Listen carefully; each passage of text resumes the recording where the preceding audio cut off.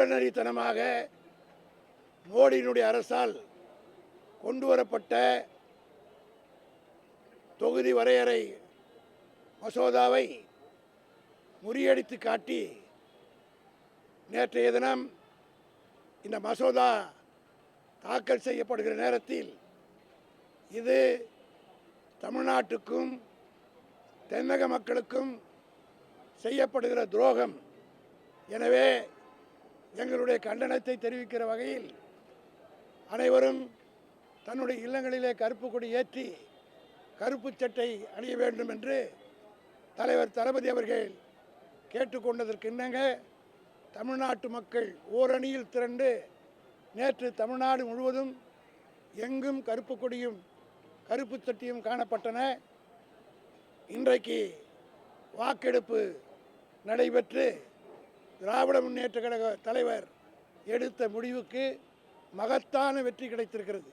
இது எப்படி வெற்றி என்று சொன்னால், தமிழ்நாட்டிலும் மேற்கு வங்கத்திலும் சட்டமன்ற தேர்தல் நடக்கிற இந்த நேரத்தில் எப்படியாவது இந்த மசோதாவை கொண்டு வந்து நிறைவேற்றி விடலாம் என்று மோடியும் அமித்ஷாவும் கங்கணம் கட்டி கொண்டு இறங்கினார்கள்.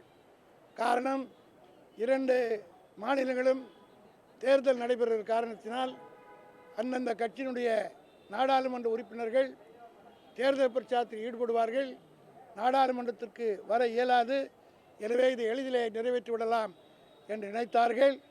ஆனால் எங்கள் தலைவர் தளபதியார் கலைஞருடைய மகன் அல்லவா, தமிழ்நாட்டினுடைய உரிமைதான் முக்கியம், தமிழுடைய வாழ்வுதான் முக்கியம்.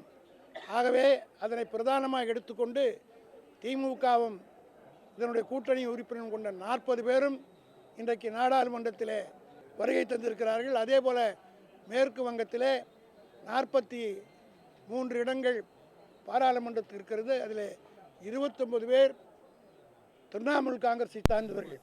ஆக இந்த 69 பேர் போகாமல் இருந்திருந்தால் இந்த சட்டம் நிறைவேறியிருக்கும். ஆனால் நாங்கள் ஒரு அணியில் நின்று ஒன்றுபட்டால் உண்டு வாழ்வு என்பதை நிரூபிக்கிற வகையில் எங்கள் தலைவர் எடுத்த முடிவு இன்றைக்கு மகத்தான வெற்றி பெற்று மோடியினுடைய முகத்தில் கரியை பூசியிருக்கிறோம்.